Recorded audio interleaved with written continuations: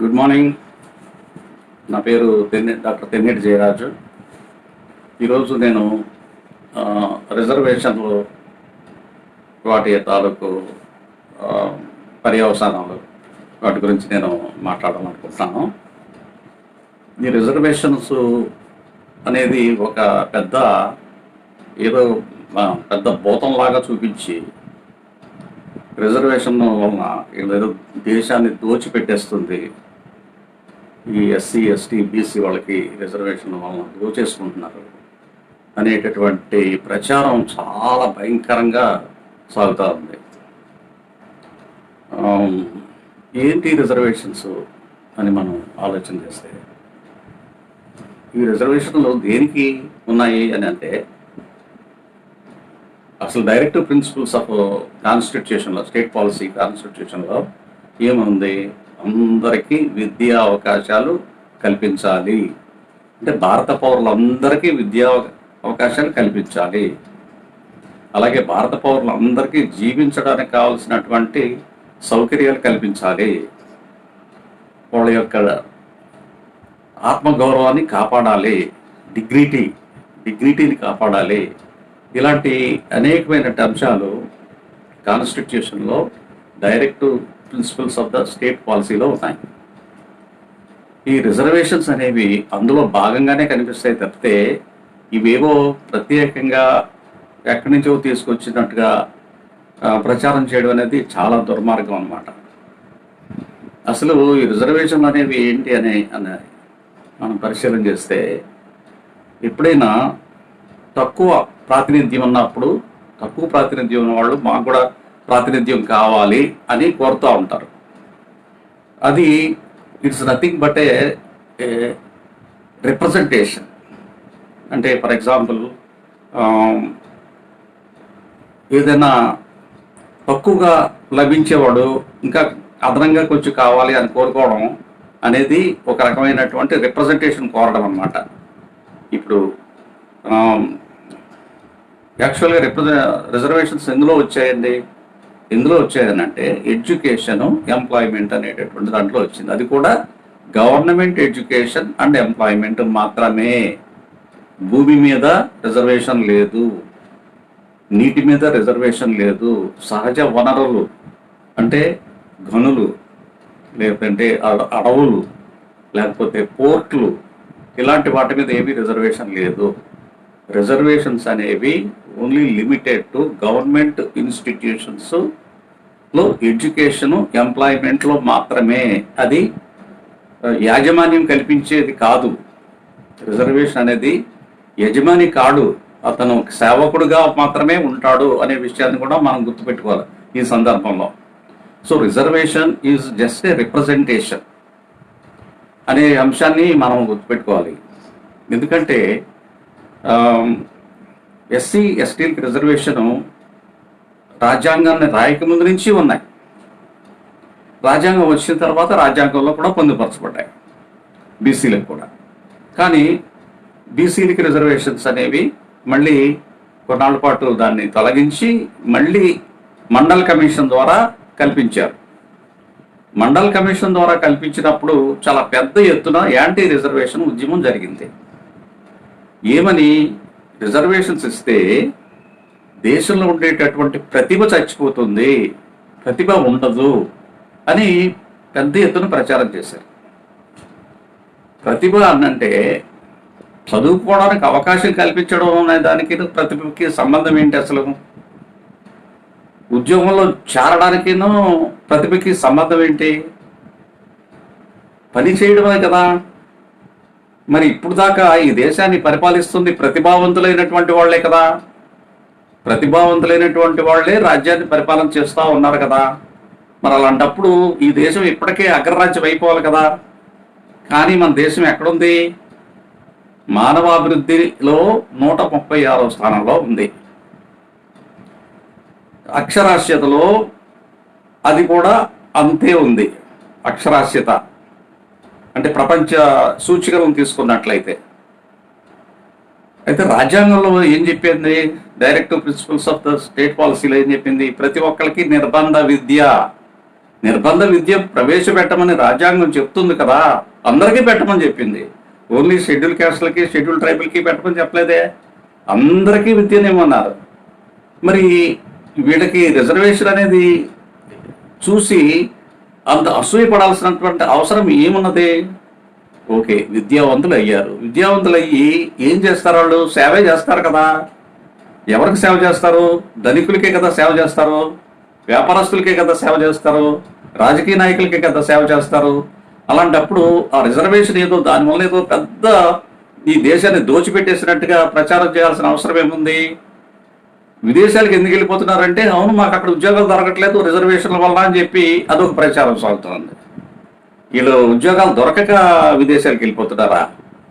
వీళ్ళంతా meritorious students కదా, మెరిట్లో select అవుతారు కదా. ఆ మెరిట్ ఎంత పర్సంటేజ్ మెరిట్ ఉంది ఈ దేశంలో? 50% మెరిటే ఉంది. ఎంతమందికి? 15% మందికి 50% రిజర్వేషన్ ఉంది. That is what is called open competition. Open competition అంటే ఎవరికి? 15% పాపులేషన్కి 50% ఉద్యోగాలు రిజర్వ్ చేయబడుతున్నాయి. 85% మందికి 40% సీట్లు రిజర్వ్ చేయబడున్నాయి. సో ఎవరికి ఎక్కువ సీట్లు ఉన్నాయి ఇప్పుడు? ఓపెన్ కాంపిటీషన్కే కదా ఉన్నాయి, అంటే ఓసీలకే కదా ఉన్నాయి. ఓసీలు అంటే 15% కదా. మరి 15% ఉన్న వాళ్ళకి 50% సీట్లు దొరుకుతున్నాయి కదా. మరి అలాంటప్పుడు వీళ్ళకి ఏదో చాలా భయంకరమైనటువంటి అన్యాయం జరిగిపోయిందని ప్రచారం చేయడం అనేది చాలా దుర్మార్గమైనటువంటి కుట్రపూరితమైనటువంటి విధానం. సరే, మోడీ అధికారంలోకి వచ్చిన తర్వాత ఏం జరిగింది? మోడీ ప్రభుత్వంలో ఈ ఎడ్యుకేషనల్లీ వీకర్ సెక్షన్స్ అనేటటువంటి ఈడబ్ల్యూఎస్ అనే వాళ్ళకి, ఎకనామికల్లీ వీకర్ సెక్షన్స్ అనే వాళ్ళకి రిజర్వేషన్ ఇచ్చారు. ఎవరైతే ఇచ్చారు? ఏం ఉద్యమాలు చేస్తే ఇచ్చారు వాళ్ళకి? ఏమీ చేయలేదు. ఏమీ చేయకపోయినా, ఏమీ అడగకపోయినా అదనంగా, అంటే 50% ఆల్రెడీ ఉండగా ఇంకొక 10% అదనంగా ఇచ్చారు. వాళ్ళకి పెట్టినటువంటి కండిషన్స్ అవి చూస్తే ఇంకా ఆశ్చర్యం వేస్తుంది మనకి. ఈ క్రీమీ లేయర్ అనేటటువంటిది ఈబీసీలో పెట్టినప్పుడు, ఓబీసీలకు పెట్టినప్పుడు ఈ ఇన్కమ్ లిమిట్ చాలా తక్కువలో పెట్టారు. అదే ఎకనామికల్లీ వీకర్ సెక్షన్స్ ఇచ్చినప్పుడు, రిజర్వేషన్ ఇచ్చినప్పటికీ చాలా ఇన్కమ్ లెవెల్ చాలా ఎక్కువగా పెట్టారు. బట్ ఏది ఏమైనా చదువుకున్న తర్వాత, ఉద్యోగం వచ్చిన తర్వాత ఎవరికి సేవ చేస్తున్నారు అనేది కదా ముఖ్యమైనటువంటి విషయము. వీళ్ళు ఎవరికి సేవ చేస్తున్నారు? వీళ్ళు ఎవరికి సేవ చేస్తున్నారంటే, అయితే ప్రభుత్వానికి సేవ చేస్తున్నారు, లేదంటే పెట్టుబడిదారులకు సేవ చేస్తున్నారు, లేదంటే భూస్వాములకు సేవ చేస్తున్నారు. సేవ చేయడమే కదా. వీళ్ళ చేతిలో సంపద అంటే భూమి కానీ, లేకపోతే పరిశ్రమలు కానీ, ఇంకా సహజ వనరులు కానీ వీళ్ళకి ఏమి ఇవ్వలేదు కదా. అలాంటప్పుడు అది చూసి ఊరికే ఇంత పెద్ద ఎత్తున రిజర్వేషన్కి ఎగ్నెస్ట్గా ఉద్యమాలు చేయాల్సినంత అవసరం ఏమొచ్చింది? ఏంటంటే ఇది కుట్రపూరితం అనేటువంటిది మనం ఖచ్చితంగా గమనించుకోవాల్సినటువంటి అవసరం ఉంది. ఇకపోతే అది కూడా తీసేయాలని చెప్పేసి పథకం తయారు చేస్తూ ఉన్నారు. అంటే ఇది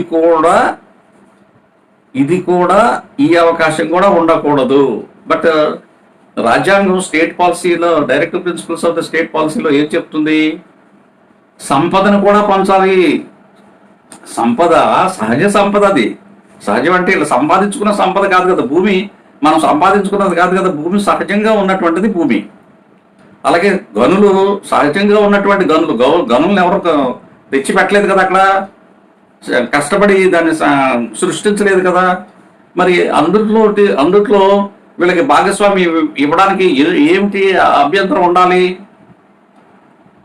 రేవులు ఉన్నాయంటే రేవులకి ఇవ్వడానికి ఏమి అభ్యంతరం ఎందుకు ఉండాలి? ఇక ప్రైవేటు పెట్టుబడిదారులకి వాళ్ళకి ఇచ్చేటటువంటి ఈ సౌకర్యాలు ఏవైతే ఉన్నాయో, ఉదాహరణకి నేను ఒక 10 సంవత్సరాల పూర్వం వెనక్కి వెళ్తే ఆంధ్రప్రదేశ్ గవర్నమెంట్ ఒక అడ్వర్టైజ్మెంట్ వేసింది. ఆ అడ్వర్టైజ్మెంట్లు ఏముందంటే 12 లక్షల ఎకరాల భూమి పరిశ్రమలు స్థాపించడానికి ప్రభుత్వము కేటాయించింది. 12 లక్షల ఎకరాల భూమి. 12 లక్షల ఎకరాల భూమిలో ఎస్సీ, ఎస్టీ, బీసీలు ఎంతమంది ఎన్ని ఎకరాలు తీసుకోగలిగారు అంటే ఈ భూమి అంతా ఎవరికి వెళ్ళింది? ఈ భూమి అంతా ఆధిపత్య కులాలకే వెళ్ళింది కదా. ఈ 12 లక్షల ఎకరాలు ఈ పరిశ్రమల కోసం ఇచ్చినటువంటి భూమి. అలాగే మీరు తీసుకుంటే కొద్ది సంవత్సరాల వెనక్కి వెళ్తే చూస్తే నిమ్మగడ్డ ప్రసాద్ అనేటటువంటి ఒక పారిశ్రామికవేత్తకి 46,000 ఎకరాలు పరిశ్రమలను అభివృద్ధి చేయడానికి 46,000 ఎకరాలు కేటాయించారు. 46,000 ఎకరాలు కేటాయించినప్పుడు ఎవరు ఏమీ దానికి అభ్యంతరం ఏమి తెలపలేదే, ఎవరు ఏమి మాట్లాడలేదే. ఒక సెంటు భూమి ఇస్తే దాన్ని ఎంత పెద్ద ఎత్తున ప్రచారం చేస్తారు అని అంటే, నేను ఇంతకు మునుపు వీడియోలో కూడా ఒక మాట చెప్పాను. 100 రూపాయలు సహాయం చేస్తే 1000 రూపాయలు ఖర్చు పెట్టి ప్రచారం చేస్తారు. 100 రూపాయలు ఇచ్చింది 100 రూపాయలే, కానీ ప్రచారానికి అయిన ఖర్చు 1000 రూపాయలు. ఏమని ప్రచారం చేస్తారు? 1,00,000 రూపాయలు ఇచ్చినట్టుగా ప్రచారం చేస్తూ ఉంటారు. ఇది ఎంత దారుణమైనటువంటి విషయము. ఈ ఆధిపత్య కులాలను ఏదైనా తీసుకునేటప్పుడు దానికి ఏమీ, ఈ ఉదాహరణకి ఇటీవల కాలంలో మోడీ ప్రభుత్వంలో ఈ సీ పోర్ట్లు ప్రైవేట్ వాళ్ళకి ఇవ్వడం జరిగింది, సీ పోర్ట్స్. అలాగే ఎయిర్పోర్ట్లు ప్రైవేట్ వాళ్ళకి ఇవ్వడం జరిగింది. అవన్నీ మనం సంప్రదించి వాళ్ళకి ఏమన్నా ఇచ్చారండి? లేదు కదా. అవన్నీ వాళ్ళు ఉరికి చేసుకున్నారు. దానికి ఎవరు కూడా అభ్యంతరం కూడా తెలపలేదు. అవన్నీ కాగితాల మీద జరిగిపోతుంటాయి, రహస్యంగా జరిగిపోతుంటాయి. దాని గురించి పేపర్లు ఏమీ రాయవు. ఇంత తీసుకెళ్లారని చెప్పేసి, ఇంత భూములు కేటాయించారని చెప్పేసి, కానీ అవి ఏమీ రాయవు. కానీ ఒక 100 రూపాయలు సహాయం చేస్తే, లేదంటే ఒక 1000 రూపాయలు సహాయం చేస్తే, లేదంటే ఒక 10,000 రూపాయలు సహాయం చేస్తే దానికి బోర్డంత ప్రచారము, దానికేమో దేశమంతా దోచిపెట్టేస్తున్నారు ఈ 10,000 రూపాయలు ఇవ్వడం ద్వారా అని చెప్పేసి దానికి మీద పెద్ద దుమారం లేచిపోతూ ఉంటుంది. కానీ ఈ 10,000 రూపాయల వల్ల వాళ్ళ యొక్క ఆర్థిక పరిస్థితికి ఏదో చన్నీళ్ళకి వేడి నీళ్ళు సహాయం అనేటటువంటి విధానమైనటువంటి తప్పితే వాళ్ళకి వచ్చేటటువంటిది ఏమీ లేదు. అది కొద్దిగా ఇట్ ఇస్ ఎడిషనల్ సపోర్ట్గా తీసుకోలేరా? మరి నేను ఒక భూమి కొన్నాను అనుకోండి, నేను విశాఖపట్నంలో ఉంటాను. విశాఖపట్నంలో ఒక ఇంటి స్థలం కొన్నాను. ఒక 300 గజాలు ఇంటి స్థలం కొన్నాను. ఒక 50, 30, 40 సంవత్సరాల పూర్వం కొన్నాను. దాని యొక్క విలువ పెరిగి 1,00,000 రూపాయలు పెట్టి కొన్నాను నేను. అది 1,00,000 రూపాయలు పెట్టి కొన్నది భూమి ఇవాళ 70 లక్షలు అయ్యింది. 1,00,000 రూపాయలు పెట్టింది ఇవాళ 70 లక్షలు అయ్యింది కదా. అంటే 69 లక్షల రూపాయలు నాకు అదనంగా వచ్చినట్టే కదా. 69 లక్షల రూపాయలు అదనంగా వచ్చినప్పుడు ఎవరు మాట్లాడి కిక్కురు మనకుండా తీసుకుంటారో డబ్బు. అలాగా ఈ ఎవరైతే భూములు కలవాళ్ళు ఉన్నారో, భూములు ఎవరికైతే ఉన్నాయో వాళ్ళందరికీ విపరీతమైనటువంటి సంపద పెరిగిపోయింది. కోటీశ్వర్లు అయిపోయారు వాళ్ళు. భూమి లేనటువంటి వాళ్ళు నిరుపేదలు అయిపోయారు. నిరుపేదలు అయిపోయినటువంటి వాళ్ళకి ఒక 1000 రూపాయలు, ఒక 10,000 రూపాయలు ఇస్తే అది చూసి అన్యాయంగా అప్పరంగా వాళ్ళకి ఇచ్చేస్తుంది. దేశం అంతా దోచేసుకుంటున్నారు, వాళ్ళని సోమరపోతులుగా చేస్తున్నారు అని అంటారు. మరి 100 కోట్ల రూపాయలు ఆస్తున్నవాడు సోమరపోతు కాదు. కానీ 10,000 లేకుంటే 15,000 రూపాయలు సంవత్సరానికి, అది కూడా సంవత్సరానికి వేస్తే వాళ్ళ అకౌంట్లో వేస్తే దేశాన్ని దోచిపెట్టేసినట్టు ఎలాగవుతుందండి? అది జరుగుతుంది వాళ్ళ ప్రచారం. ఇది చాలా తప్పుడు ఆలోచన, తప్పుడు అభిప్రాయము. ఎందుకంటే సేవలు చేసే వాళ్ళకి ఇస్తే దేశంలో సేవలు మెరుగుపడతాయి. సేవ చేసే వాళ్ళకి కొంచెం సహాయం చేస్తే వాడు సేవ ఇంకా బాగా చేస్తాడు, చేయడానికి అవకాశం ఉంటుంది. కాదు మన వాళ్ళ ప్రచారం ఎలా ఉంటుందంటే తాగి పడుకుంటాడు వాడు, వీడు ఇచ్చిన డబ్బులతో తాగి పడుకుంటాడు అని. మరి 10,000 రూపాయలకే తాగి పడుకునే టైప్ 100 కోట్లు ఉన్నవాడు ఎంత తాగి పడుకుంటాడు? అదేమీ మాట్లాడరు. అందుచేత ఏంటంటే ఈ రిజర్వేషన్ వలన ఈ దేశం ఏదో వెనకబడిపోయింది. వెనకబడిపోవడానికి కారణం ఏంటంటే రిజర్వేషన్ అంటారు.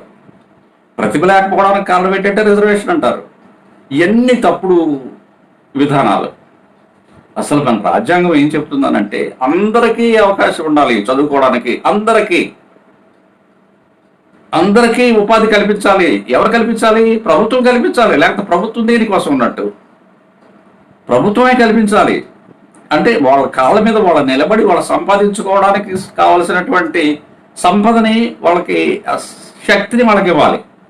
ఆ శక్తిని ఇవ్వకుండా అలాగ పెట్టుంటే ఏమైంది? వాళ్ళ అయితే 100 కోట్లు, 1000 కోట్లు, 1,00,000 కోట్లు ఉన్నవాళ్ళు ఇంకొక వైపున పూటగా గడవనటువంటి వాళ్ళు. మరి ఇది కాదు కదా మనం కోరుకున్నటువంటి వ్యవస్థ. మనం కోరుకునే వ్యవస్థ ఎలాంటి వ్యవస్థ కోరుకున్నాం? మనం ప్రజాస్వామ్యాన్ని కోరుకున్నాం. ప్రజాస్వామ్యంలో స్వేచ్ఛ, సమానత్వాన్ని కోరుకున్నాం. అది ఎలాంటి సమానత్వం? Social, economic and political equality. ఇప్పుడున్నటువంటి ఈక్వాలిటీ ఏంట్రా అంటే ఓన్లీ పొలిటికల్గా ఓటు వేసేటటువంటి ఈక్వాలిటీ వచ్చింది. అందరూ ఓట్లేస్తారు, మనం కూడా ఓట్లేస్తారు, నేను కూడా ఓటేస్తాను. అంతే తప్ప రాజ్యాంగంలో రాయబడి ఉన్నంత మాత్రం చేత రాజ్యాంగంలో ఉన్న వాటిని దేన్ని కూడా వీళ్ళు చిత్తశుద్ధిగా అమలు చేయలేదు. చేసుంటే ఈ రోజున ఈ పరిస్థితి ఉండదు. ఈ రోజున ఈ పరిస్థితి ఉండడానికి కారణం ఏంటంటే రాజ్యాంగంలో ఏమైతే రాసుకున్నామో మనం, ఎంతమంది అక్కడ ఆ రోజున ఉన్నటువంటి ఎలక్ట్ అయినటువంటి పార్లమెంట్లో ఉన్నటువంటి సభ్యులు అందరూ సంతకాలు పెట్టి ఒప్పుకున్నటువంటి రాజ్యాంగం ఇది. ఎవరో డాక్టర్ అంబేద్కర్ గారు రాశారు, కరెక్టే, కానీ దాన్ని అందరూ ఒప్పుకున్నారు కదా, అందరూ సంతకాలు పెట్టారు కదా. ఆనాడు ఉన్నటువంటి వాళ్ళు అందరూ స్వతంత్ర పోరాటంలో పాల్గొన్నటువంటి వాళ్ళు, పెద్ద పెద్ద చదువులు చదువుకున్నటువంటి వాళ్ళు. ఇప్పట్లాగా రౌడీ గ్యాంగులు కాదు. ఇప్పుడున్న మర్డరర్స్, లేకపోతే రౌడీలు, లేకపోతే బ్లాక్ మార్కెట్ చేసేవాళ్ళు, లేకపోతే బ్యాంకులు దోచేసేవాళ్ళు వాళ్ళు కాదు. అప్పుడు చాలా నీతిమంతులైనటువంటి నాయకులు ఉన్నారు. వాళ్ళు రాసినటువంటి, వాళ్ళ సమక్షంలో ఆమోదించబడినటువంటి రాజ్యాంగం అది. సో దాన్ని అమలుపరచకుండా, దాన్ని దాచిపెట్టి, అందులో ఏమైతే ఉన్నాయో ప్రజలకు ఎవరికి తెలియచెప్పకుండా, చూపించకుండా, ఈరోజు కూడా రాజ్యాంగం చూసినటువంటి వాళ్ళు, చదివినటువంటి వాళ్ళు, అర్థం చేసుకున్నటువంటి వాళ్ళు ఎంత పర్సెంటేజ్ ఉంటారో నాకైతే అనుమానమే. 1% కూడా ఉండరో నాకు అనుమానమే. మనవాళ్ళు ఈ మేనిఫెస్టోలో అని పెడతారు కదా, పొలిటికల్ మేనిఫెస్టో, అది వేరే ప్రోగ్రామ్ కూడా చేస్తాను నేను. పొలిటికల్ మేనిఫెస్టోలో అని పెట్టినప్పుడు రాజ్యాంగాన్ని అమలుపరుస్తామనేటటువంటి మేనిఫెస్టోలు పెట్టడం మానేసేసి వీళ్ళ సొంత మేనిఫెస్టోలు ఏదో కొత్తగా కనిపెట్టినట్టుగా బియ్యం ఇస్తాము, ఉప్పు ఇస్తాము, పప్పు ఇస్తాము, ఈ కార్యక్రమం పెడతారు. ఇది కాదు. ఈ ఉప్పు పప్పు వలన దేశం బాగుపడదు. దేశం బాగుపడడానికి చాలా బ్రహ్మాండమైనటువంటి ఆశయాలు రాజ్యాంగంలోనే ఉన్నాయి. అవేంటి, అవి ఎలాగున్నాయి అనేది నేను వేరే చిన్న షార్ట్ వీడియో చేస్తాను, అందులో చూపిస్తాను. కాబట్టి రిజర్వేషన్ అనే దాన్ని మనము చాలా ఆహ్వానించాల్సినటువంటి పరిణామం. అది ఆహ్వానించాల్సిన పరిణామాన్ని వీళ్ళు, ఈ పత్రికల వాళ్ళు, ఈ యొక్క టీవీ ఛానల్స్ వాళ్ళు, వీళ్ళు చేసినటువంటి దుష్ప్రచారం వలన రిజర్వేషన్ అంటే ప్రజల్లో దురభిప్రాయం ఏర్పడింది తప్పితే ఈ రిజర్వేషన్ వలన ప్రతిభ పడిపోలేదు. ప్రైవేట్ కాలేజీలు పెట్టుకున్నారు, ప్రైవేట్ మేనేజ్మెంట్లు వచ్చాయి, ప్రైవేట్గా కాలేజీల్లో డబ్బులు వసూలు చేసుకొని, అందరి దగ్గర డబ్బులు తీసుకొని, మరి వాళ్ళంతా ప్రతిభావంతులా? ప్రైవేట్గా సీట్లు కొనుక్కొని, సీట్లు ఎవరు కొనుక్కుంటారు? డబ్బులు ఉన్న వాళ్ళే కదా కొనుక్కుంటారు. వాళ్ళ ప్రతిభావంతులా? వాళ్ళే కదా ఇవాళ రోజున ఎక్కువ మంది ఉత్పత్తి అవుతుంది. ప్రతిభావంతులు ఎలాగయ్యారు వాళ్ళందరూ? ప్రతిభ లేదు, ఏం లేదు. ప్రతిభ అనేది ఏదన్నా ఉంటే అది శ్రామిక వర్గంలో నుంచే ఉంది తప్ప దోపిడీ వర్గంలో లేదు, దోచుకునేటటువంటి వర్గాల్లో లేదు. వాళ్ళ ఆలోచన ఎంతసేపు ఎలా సంపాదించాలి అనేటటువంటి ఆలోచనలో ఉంటారు తప్ప దేశానికి సంపదను ఎలా సృష్టించాలనేటటువంటి ఆలోచనలో వాళ్ళు ఉండరు. ఏమీ పని చేయకుండా డబ్బు ఎలా కూడబెట్టాలనేదే శాస్త్రాలు. ఇప్పుడు వస్తున్నటువంటి శాస్త్రాలన్నీ ఏంటంటే, నువ్వేమి పని చేయకు, ఇంట్లో కూర్చుంటే నీకు డబ్బు వచ్చేస్తుంది. ఎలాగొస్తుంది? ఎక్కడ రాదు. అంటే అది మ్యానిపులేషన్స్ అన్నమాట. ఇవన్నీ మ్యానిపులేషన్స్ చేసి ఆర్టిఫిషియల్గా ప్రజలంటే అందరినీ కాదు, కొంతమందిని ధనికులుగా తయారు చేస్తున్నటువంటి ఈ విధానాలు నడుస్తున్నాయి. దీన్ని మనం వ్యతిరేకించాల్సినటువంటి అవసరం ఉంది. రిజర్వేషన్ ఏదైతే మనం అనుకుంటున్నామో అది కేవలం రిప్రజెంటేషన్ మాత్రమే. అది నేను మొదట చెప్పినట్టుగా భూమిలో హక్కు కానీ, లేకపోతే పరిశ్రమల్లో హక్కు కానీ, లేకపోతే సహజ వనరుల్లో హక్కు కానీ అది కల్పించలేదు. కానీ అవన్నీ కూడా సమాజానికి చెందాలి అంటే ప్రజలకి చెందాలని రాజ్యాంగంలో ఉంది, రాజ్యాంగంలో చాలా స్పష్టంగా ఉంది. కానీ వాటిని దాచిపెట్టి వీళ్ళు ప్రజలకు తెలియకుండా వాళ్ళు సొంత ఆస్తులను కూడబెట్టుకుంటూ ఉన్నారు. అందుచేత రాజ్యాంగం మీద ఉన్నటువంటి రిజర్వేషన్ల మీద ఉన్నటువంటి దురభిప్రాయాన్ని మనము మానుకోవాలి అని చెప్పేసి నేను మీ అందరినీ కూడా కోరుకుంటున్నాను.